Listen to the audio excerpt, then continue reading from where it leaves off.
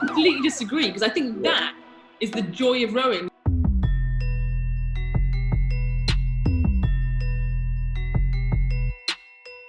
I'm Alex Del Sordo, and as you can see the face on the screen, I have a pretty big powerhouse group of individuals, Olympic champions, Olympic medalists.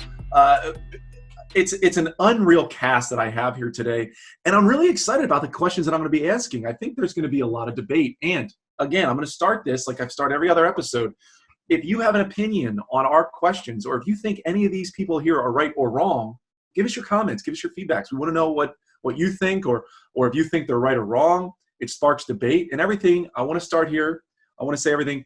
We all have good intentions here. We all mean the same. We all want the same. We want the growth of our sport. So I want to start with that. Now, I'm gonna introduce our first the first person here, Kerry Simmonds. Kerry has won 2 Coaches Yellings. She crushed it. She killed Lindsay Shoup the last episode. It was an amazing close-off finish. She is a Olympic champion, holds the world record, a 2-time world champion in the 8. Kerry, welcome to the show. I don't think I killed Lindsay Shoup, but I did. It felt good to win. I'm really excited about this one, guys, because Jess and Rebecca, I don't know, people maybe don't know this, but they've become close friends. So I think this should be a lot of fun. I gotta say, I just got chills, Kerry, because I know you competed against them. So how beautiful is that in rowing, that you can be competitors on one day, fast forward a couple of years, and you're close friends. Next on the chopping block here is Jessica Eddy. Now, Jessica, before I introduce you, I'm going to read a quote from you, okay? I'm going to read a quote. European champion, Olympic silver medalists, and having won every domestic title possible, there is nothing I feel that remains to be achieved. Except this. You have not won this. So, Jessica, you are, and this is an incredible resume. You are a silver medalist in the Olympics 2016. You are a 2-time world champion medalist. You're from the UK. Welcome to the show. Thanks very much. Yeah, Kerry asked me to come along and probably just talk about all the times that I didn't actually get to see her when we were competing, because she was normally ahead of me. Thanks, Kerry. Yep. But yeah, it's been really cool. I would love to share some of my experience of my 13 years of international rowing. And I like what you said before, that we might be wrong and we might be right. I think the whole point is debate. So come at us. Well, this is going to be wonderful. Thank you for being here. I know UK time. This is awesome. We're bringing all worlds together here on this Coaches Yelling episode. Next up, Rebecca Scown. Now, this I looked you up, okay, and I had to check out your record. You are from the Down Under, you in New Zealand, but you are living in the UK right now. You are a 7-time world champion medalist and a 2-time Olympic medalist. This is incredible. Rebecca, welcome to the show. Hi, yeah, thanks for having me. This is a pretty fun opportunity. It's interesting for me to actually get a bit of a rejig to rowing, because I haven't been out for a couple of years. Having rowed for so long, you're immersed in it, but now I've definitely had a bit of a break. Well, you just put yourself in a bad position, having been outside of rowing for so long. I think you're screwed here. I might say you might not win this one. And next up, now, Mike, listen, we're good buddies here, and I'm looking at this panelist, and they are all against you, man. This is 3-1, tough odds to go after. You are the executive director of Chicago Rowing Foundation. You have been coaching for, I don't even know, 16, 17 years at this point, and you have raced at all levels, but you have not raced at the Olympic level. And these women here are bringing the heat. How you feeling today? I'm feeling unusually intimidated, I would say. But especially with the star panel, the star power of this panel, and the fact that they're all buddies, I know I'll be fighting with my back against the wall, but I'm ready to go. Now, I know you're naturally like a redhead kind of guy, but you're blushing a little bit. I think you're a little nervous. I can feel it. I told you, I'm a little bit off my game already, but I'll rise to the occasion. Well, you're first up on the question. Now, here's the way this works for everyone watching. I'm going to ask a question. The individuals get a minute to a minute and a half in time. If I like what they say, thumbs up. If I don't like, thumbs down. I'm going to score the points. At the end of this first 2 questions, the person with the fewest points does not move on. They are eliminated. So, Mike, given the time, okay, now listen, think this through, okay? You got a minute and a half. We are on the chopping block of the IOC, right? We all know this, that the Olympic rowing, it's not a fun spectator sport. Given that we have almost another year to prepare ourselves, what should FISA and the governing bodies around the world do to increase the excitement and viewership of rowing for the Olympics? You're on the clock. Well, I think we need to stop looking at it as rowers and look at it more through the lens of the fans and people who don't know that much about rowing and what would draw them in. And I've been yelling this from every platform I can. And the key to this is creating more stars and more stories instead of just focusing on the racing and the records. If everything's going to remain a 2K, which I think most rowers want, we need to pick a main event. Right now, there's no main event. And I've been watching a lot of Olympic footage recently with the time inside, and you even hear the announcers talking about as they come down the course. The American women are winning this 8, but the German 8, they focus on the 4, so this isn't actually like viewers don't want to hear that. So then what do you think would be the best boat to watch as a viewer, as a spectator?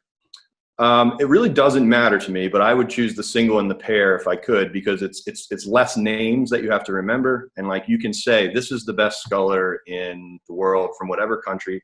This is the best 2 sweep rowers from whatever country, and you have them compete. People will buy into that. The other way to do it is to make the roster size smaller and set up the racing so that the best people race each other multiple times, right? Like if we had this Bond Murray pair that got pretty famous, if they were racing in the pair, the 4, and the 8, people would follow them, and you create a more Michael Phelps, Katie Ledecky situation where people. Good time. I like that. So he's going to finish with 6 points on that. Interesting perspectives, because we got some women here in the 8, and I think they're going to argue with you a little bit on this one. So next up, so we're going to go back around the horn. So Rebecca, you're going to be brought in here. I'm going to reset the clock. So here I'm going to ask the same question. Okay. What should FISA and other governing bodies around the world do to increase the excitement and viewership of the Olympic level racing? You're on the clock. So I basically, I'd push for the human interest stories. I think it's really difficult to upskill a big group of people on the technicalities of rowing. So I think you need to get people to understand the ups and downs of, selection, all of that kind of thing, and push it in front of the media, because I know in New Zealand the men's sport is often the forefront of it, and people get behind it and they understand it. They understand the stories and who the people are, but they don't so much for the women. So we've had female journalists try and push the women's stories ahead, which has created some more interest. So I think if we can do that generally across the board with rowing stories and the people, it'll make a big difference. So in New Zealand, what you're saying is it's not as big of a story on the women's side that it is on the men's side? It's being pushed more so, but in terms of just sport in general, the men's sport dominate the headlines. So for rowing, it is quite a 50-50 sort of sport in New Zealand. However, the men's side tends to dominate a little bit, yeah. But I think success obviously is easier to put in the media, which we've had some pretty successful males in the last couple of Olympics. However, before that, the s1e5 and things, they were often, out there too, so in the media. So I think that kind of thing, the s1e5 are a household name in New Zealand, and they encouraged a lot of school kids to start rowing because they could see the success. And all right, time. So it's a little bit different. Subtly, it's the process of becoming Olympic athlete is what was what Rebecca was saying, right? It's the process. Teach people the process, and they'll maybe appreciate it more. There's something that you guys aren't touching on yet, and I'm maybe Jessica is going to come in strong, and maybe she's going to point this out. But I got a thought on this. Jessica, from the UK, rowing is undoubtedly probably bigger there than anywhere else in the world. What should FISA and the governing bodies do to increase the excitement and viewership of the Olympic level racing? You're on the clock. I'd love to see some sort of World Series. So we go to kind of head of the Charles, you come to the UK and you do fours head. You might have another race, the silver skiff race, and change between boat classes and kind of do more of a longer season. So we've not got long, and it could be something that could be implemented in future years, but we seem to train so much as rowers, and then you race right at the end of the season. Yeah. And I think we'd get much more publicity if we did it all through the year, and rowing and racing practice would definitely help that. And I think that, you need money to do that. So maybe if you did it more often, you could create public interest, have different sponsors and make it a global thing. And I think that kind of pushing it out of the strict, it must just be World Cups, World Champs, into more of a domestic sphere. And then you can all race, when we race 8's head here or 4's head here, you can race the best people in the world racing novices, and that's the draw. Wow, and yeah. You are, and I think that maybe some sort of world league going forward could create, it needs a big shake-up, and I think something like that could shake it up and make it longevity through the year, would keep people interested in it. Time, wow. You know, look, let's face it, American baseball 4 or 5 months long, right? And you have football 4 months long. And you're right, from a racing perspective, we have 3 or 4 races, World Cups, that Americans don't really give a crap about, right? And I like it. I like the idea of blending other countries to race all year round, or maybe in a bigger time period. Kerry,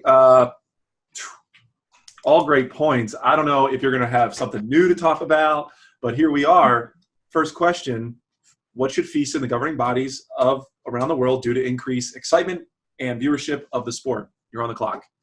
Yeah, no, this is an awesome question because it's interesting to hear the different country perspectives. So I'm going to speak to the U.S. because that's kind of what I know. Mm-hmm. It's still, in the United States, college kids that are rowing still don't even know anything about the U.S. team athletes. So yeah, totally. I think, having more stories and getting the athletes to become more relatable would be great. What I'm going to touch on a little bit is we need more racing. I love how the British team specifically does British indoor championships. I think that's a great way to individualize these athletes. So how can we, Tom would hate this idea, but how can we get our U.S. teams to go to, do more of these erg challenges and really integrate with our high school and college athletes more? I think I would love to see, like Heather Charles, more races where we have all levels racing. And so there's more of an opportunity for college athletes, high school athletes to really match up against these kind of U.S. teams. Do Olympic level athletes care who they're racing? I mean, even if, let's say they're going to crush them by 10 lengths. Does that matter? I mean, enough to be we cannot be beat by these kids. Oh. Okay. Yeah, I think we do. It's our job we're competitive. So we need to beat them. It's your fully. job. Yeah. It's not a job. Do we know their names? Maybe not, but we'll know what team's fast. All right, stop that. I love that close off. She brought up something that us at Rower's Choice have been talking about now for a couple of weeks. A job. It's a profession, right? We have to find a way to make this more of a profession. And man, all great points. After the first round, Jessica in the lead, 8 points. Kerry, 7. Mike, 6. Rebecca, 4. I mean, we got it. Now the cobwebs are off. All right, the cobwebs are off. We're going to get back into this. We're going to go reverse around again. Okay, so Kerry's going to be first on this one, and I'm kind of having a hard time defining this exact question. But here's the deal. I go back in 1990s. There was maybe one foreign athlete in a boat, on average, at the IRA or at the NCAA, racing in the finals.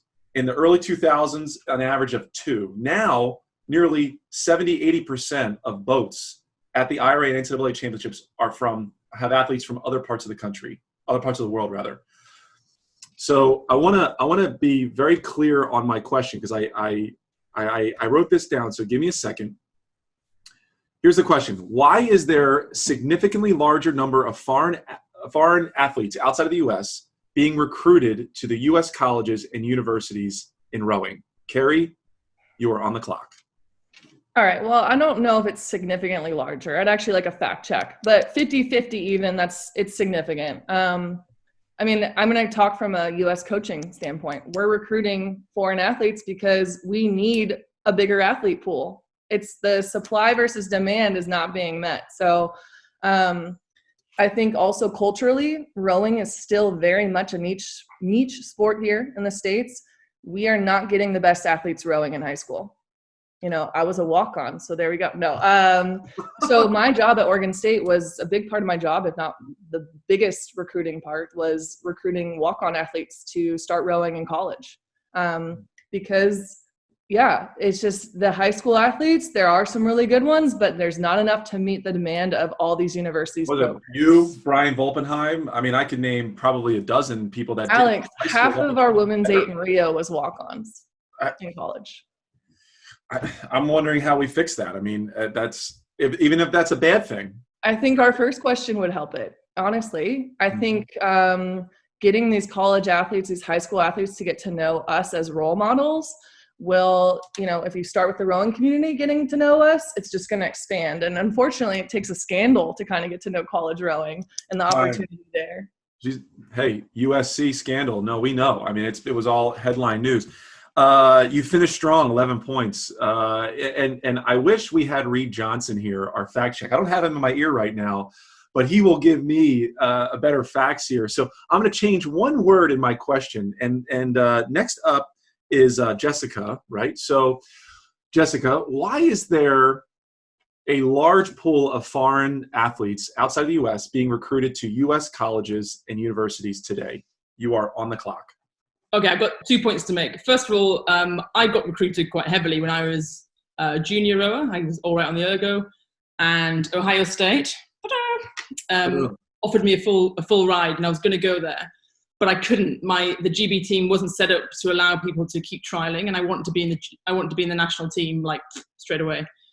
So I turned it down, and I went to University of London Boat Club, which was good for me, but I couldn't go. So I think there was a lot in the early noughties. That was 2003.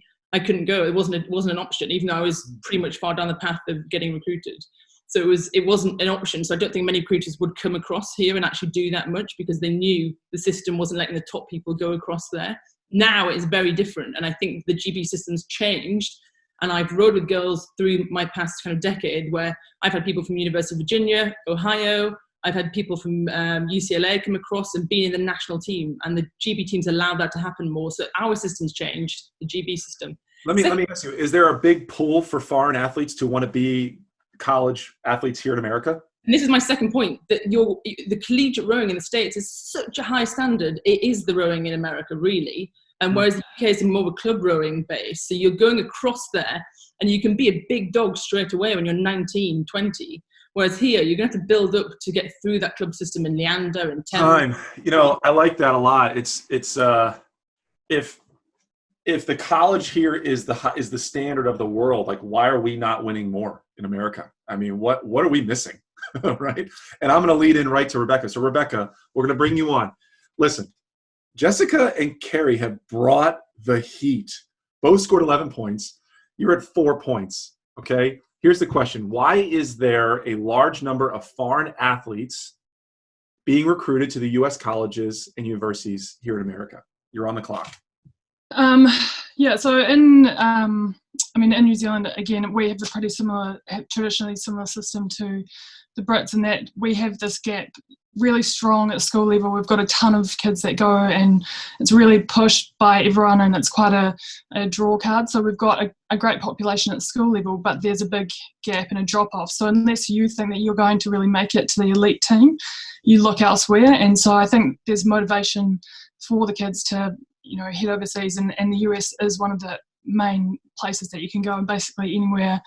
I don't really remember ever looking at any other option outside of the US as a place to go. Really? Yeah. Wow. So for college. And so I think, what else would I say about that? Other than that, it's already covered. Well, explain to me really quick. You got 30 seconds. Why didn't you? Is there really no better options outside when you're 19 years old in New Zealand to go and make it a career? You can't. To do the sport at a level that's not elite for your national team, I don't think once you've left school there's anywhere really to go other than the US, and the scholarships are such an attractive offer and a great thing to do. If you make the elite team in New Zealand, you will get your scholarships to study, but otherwise, why would you not? And you don't want to pay for your education if you can find a better solution. So, I'm wondering, and I don't know this, like, is the school systems here better education school systems than anywhere else in the world? Like, is that a draw? We're not talking of it. We're talking about rowing. We haven't talked about the quality of schools here. right? Like the education is the education better? Mike, we're going to bring you on. Yep. But I'm going to say it one more time for you, buddy. Why is there a large number of foreign athletes being recruited to the colleges in U.S. in universities here in the U.S.? You're on the clock. I mean, I think a lot of it's been touched on. I think you look at it from the coaching lens and the athlete lens. The coaching lens, you want to cast the widest net possible. I mean, this isn't happening in just rowing. This is happening in college football, college basketball too. It's happening in places of business. You know, the more diversity, the more strength you have in the numbers of candidates you can bring into your program or company. And then you look at it from the athlete lens, and yeah, we have a huge list of great universities in our country, and we have the deepest and most competitive athletic league. So that's going to be a huge draw of the athletes. I can think back to myself, you know, coming out of high school as one of the top juniors in the States. You know, if you transplanted what we have here to Australia, I would have been a very excited 18-year-old taking my flight to Sydney to start my new life there. Mike, what are you doing as a coach on the junior level to have your athletes a little bit ahead of the foreign athletes coming in? Are you doing anything or even worried about it? I mean, the one thing I'm trying to create an exciting athletic environment. I'm not trying to make it just about rowing. I'm trying to make it, you know, something that gels in their high school life. I mean, I think back to high school. I don't know that there's a time in my life where I had more on my plate. And you got an extremely long school day. You've got practice. You've got the pressure to get into college. I mean, they're under a lot of mental and physical stress. So. Okay. Well, when we get back from word from our sponsors, I'll tell you who's moving on. There's a lot to be said here, and I really want other people's opinions. So after you watch the first couple of minutes of this and you've listened to anyone from the United States, New Zealand, UK, give us your opinion. Give us your thoughts. Send us your comments on this, because there's two really important things here. One is the growth of the sport, and the other one is growth and popularity on outside the world. So more from us after word from our sponsor.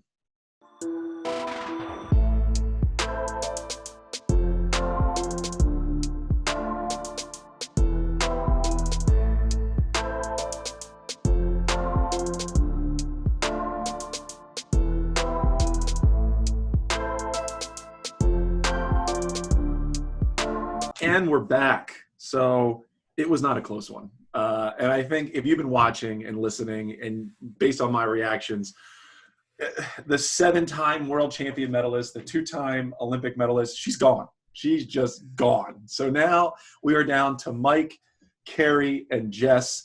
I was corrected, by the way, in our commercial break. I cannot call her Jessica. It is Jess. So we're going to bring the three back on here, okay? And this part is the coaches yelling. So now I want the three of you, including me, to touch on the last two questions. And again, just a reminder of the questions. What should FISA and the governing bodies around the world do to make rowing more exciting as we lead into the 2021 Olympics? And the other question is, why are there a large number of foreign athletes being recruited in the United States at the college and university level? The stage is your guys. 3, 2, 1, you're on. Well, I'm just going to say I'm glad Rebecca's out, because every time I've raced her sprint has been the gnarliest one to compete against. So just the fact that I don't have to worry about that is comforting. Alex brought up in the commercial, and so I'm going to just address it. You know, getting more kind of viewpoints from the boat, different camera angles. And I will say this was done a little bit before 2016. We did have some cameras go on despite it not being favored by the coaching staff completely. I think the issue was, where was this released?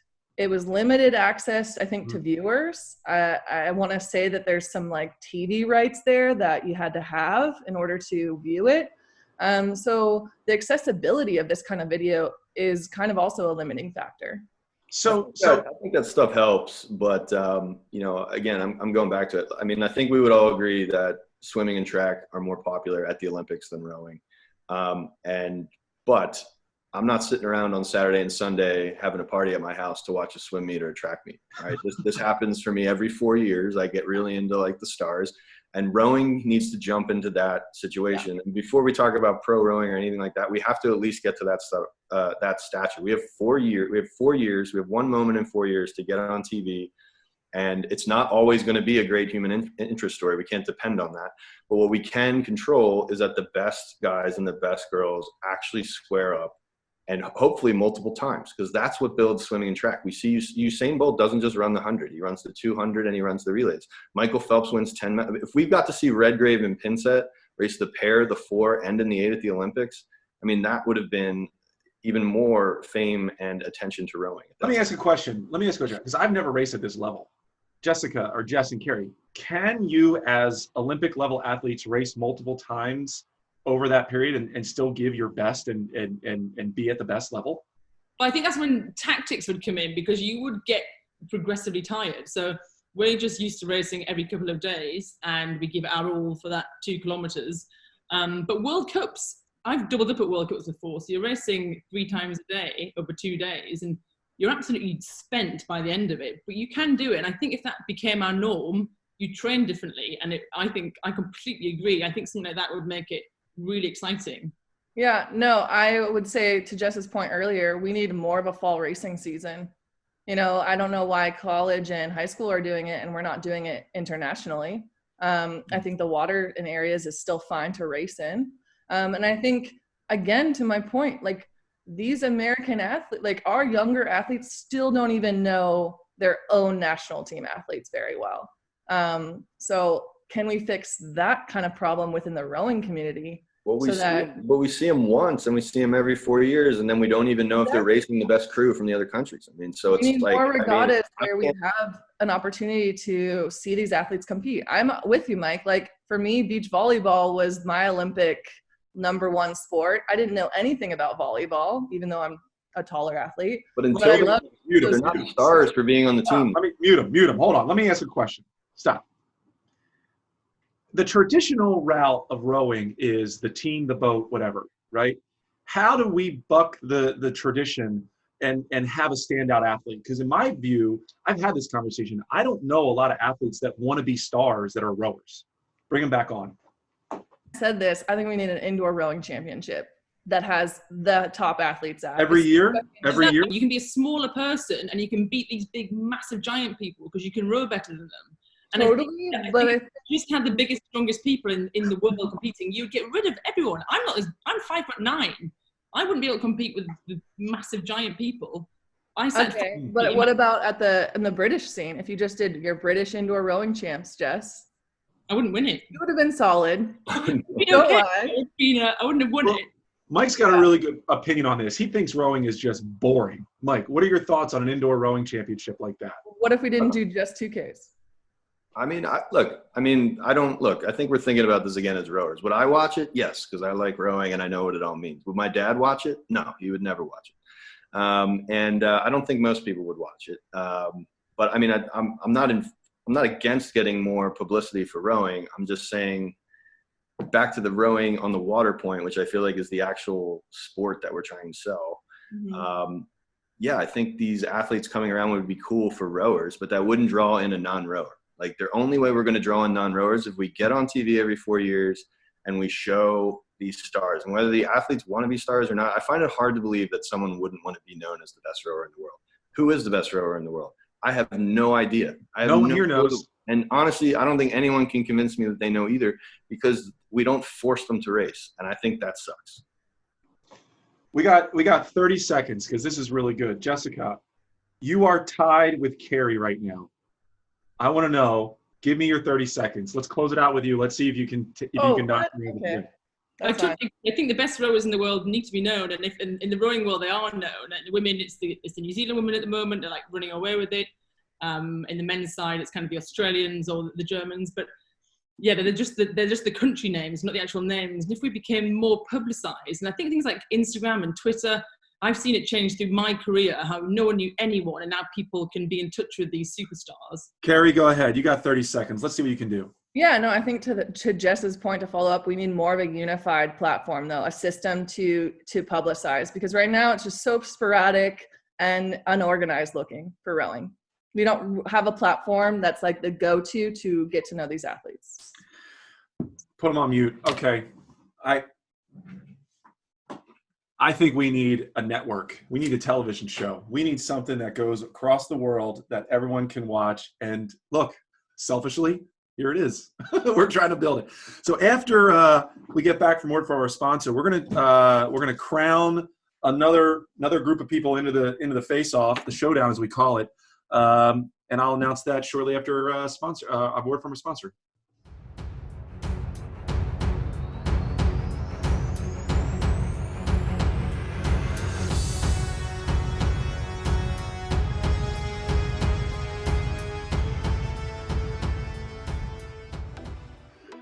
We're back.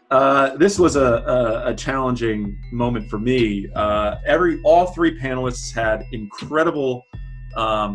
They provided a lot. They provided a great thought to all of this, and everyone had a good argument. But Kerry beat her before. She did it again. Kerry, Mike, you're moving on to the next round of the showdown. Now, this is a long long topic. There's a lot to be said about this. And if you have an opinion, or if you think that any one of these people are right or wrong, give us your feedback, give us your comments. I want to know. We want to know. We want to know how to make this sport more exciting. So your feedback and thoughts would only propel our sport in the future. Now the showdown. So the way this works is I'm going to ask one question. You both have 45 seconds, maybe a minute, depending on how good of an argument you have. We're going to go back and forth twice, so you each get about 2 minutes of talk time. And here's the question. I'm going to go Mike first. Okay, Mike, you're up. The question is there or should there be a difference in how men and women train in our sport? You're on the clock. I mean, I've found zero difference. I think any sort of attempt to change something just because it's a male or a female is pretty dumb. It's very basic. I coach junior women, and we have very fast crews every year. I also coach the Olympic development team in the summer, and that's the men's team. I do the exact same drills, the exact same training plan, and I found that the crews perform very similarly. So volume doesn't matter. It's the same. It can be the same. Both men and women can handle the same. There's no differences. There's nothing like that. As a blanket statement, I don't think there's any way you could say that. I mean, I think I don't. You should be looking at it as an athlete, like just period. That's it. No male, no female tag. We're doing the same job. Time. All right, Kerry, let's bring you in. Same question. Is there or should there be a difference in training men and women in our sport? You're on the clock. Yeah, no, I'm with Mike on this. It's not gender that distinguishes how you should train. I think it's the type of athlete. Unfortunately, fortunately, whatever you want to say, rowing is very much a team sport, so it's really hard in these team settings to individualize the training plan. I know for me that sometimes the volume was too much for me, but for some of my teammates, they were crushing it. So I think you don't put gender in it. I think men and women, whatever. I think it's more what type of athlete you are, what's your strengths, what's your weaknesses. Let me dive into this a little bit. Was there a difference between the way Tom trained you and the way you've trained your athletes? Yeah. Well, okay. Simply because we were full-time athletes. We were full-time. That was our job. At Oregon State, where I was coaching, they were student athletes, and we really wanted to protect that and not go the path of volume, which is what we did on the U.S. All right, time. Let's bring Mike back up. Mike, you're back in here. You got another 30 seconds to a minute to better explain yourself or dive deeper into this one. You're on the clock. I don't think there's that much deeper to dive. I mean, the crews, the times on the course are about 30 seconds different. I mean, it's not a huge change in speed even. So, that I don't think it'd be any different than saying, do you train the JV any differently than you train the varsity? No, we all do the same practice. We all do the same thing. One boat is a little bit faster. One boat's a little bit slower, but, it's about. Let me play devil's advocate, all right? I don't want to be singled out here when I bring this up, but when I was coaching at the high school level, the other coach that I was with, we would compare training plans, and when I was training the boys, we would do slightly more intensity or slightly higher volume, and he would do slightly less. Now, is that the case? Were we kind of naive in thinking that? Were either of you guys any good at rowing? I mean, I was. No. Were your crews any good? Top 25 Scholastic, so not great, not like Chicago, but we were pretty good. What about the girls? Were they performing similarly to the guys? We're going to time that. We're going to bring Kerry in because I can't give you more time than Kerry. So Kerry, we're going to bring you in here, and you heard my statement. So Kerry, you're on the clock. Look, I think this is really exciting to bring Jess and Rebecca in on this, but you see Mahe, right? He's doing half of the season on the bike and doing really well. And then you see other male rowers, and they're doing full season of ergo training, right? The British team does that high altitude camp. Secret's out. So just it's kind of how you are as an athlete, what's going to be better suitable for you. And at the end of the day, it's the coach making the call. It's not really the athlete making too much of that call. So gender, I think, is not in it, is what we're agreeing on. So okay, so I just want to make sure that I'm getting this right. So and Mike, let's bring you back on. Let's unmute you here because I just want to make sure I'm getting this right. And we're going to bring in Jess. If you train the girls like they can't handle it, then they're going to get destroyed by the girls who are trained properly. So I would imagine that if your girls' team was training not as hard as your men's team, they probably didn't do as well, and they were probably disadvantaged by that decision of the coach to think they can't do it. I love it. All right, Jess. And Rebecca, I'm going to bring you two in here. Rebecca, you haven't talked much at all. I'm going to go with you first. So listen, you're New Zealand. You've heard the question multiple times, and I'm look, I'm going to admit I'm a little bit naive here. I haven't coached in a long time, and I always thought that men and women just train differently. So I want to get your opinion on this topic here. Well, so I agree with what everyone else has said. Basically, that there's no difference between men and women and how you should train them. I think that should stay the same. However, I do think things may change individualized programs for athletes specifically. So for me, I was very much an endurance athlete, and towards the later end of my career, I actually needed to reduce the volume to try and keep my high intensity up and better. So that was the differentiation. And I think at a younger age, you've just got to push the volume more so and get that stamina built in to then do different things later on in your career. Jess, I mean, let's bring you in here. Give me your opinion on this. I totally agree, and I love training and I'd eat it up. So we often have the argument in our national team. We had two different chief coaches, the men and the women, and we'd always compare how far we were going. Obviously, if we both had a 100-minute session, the boys would cover further distance than us, but we'd pretty much do the same level of training. And I think it doesn't make a difference. And I completely agree. It's the individual. And I think it's hard though in a big system to individually train. And it's probably until you're the top 4 or 5 people in a national team that you can say, hold on, I want to swap that session around, like Mahe, like others in our team might use a different row perfect or a concept 2. Until you're the very, very top, you can't individualize. You're just little cogs in a machine. So I think there's a way of doing it, but I think men and women, I don't think it makes a difference. This is a really hot topic, and I don't care if we're making this episode a couple minutes longer than we maybe expected, but I want to bring everyone back on here because I'm going to ask this question. There's an emotional side to training that we haven't really touched on, okay? And when I was in high school, being trained in college, I was verbally beaten up. I mean, abused. And now it's different. I'm not saying I don't condone that by any means. But I've also watched a lot of coaches on the female-male side at the high school level, and boys get yelled at and screamed at, and girls, it's a slightly different approach. So, Mike, I'm going to ask you this. So just start with you, and we're going to go back around the horn. From an emotional side and how you talk and train your athletes, is there a difference between men and women?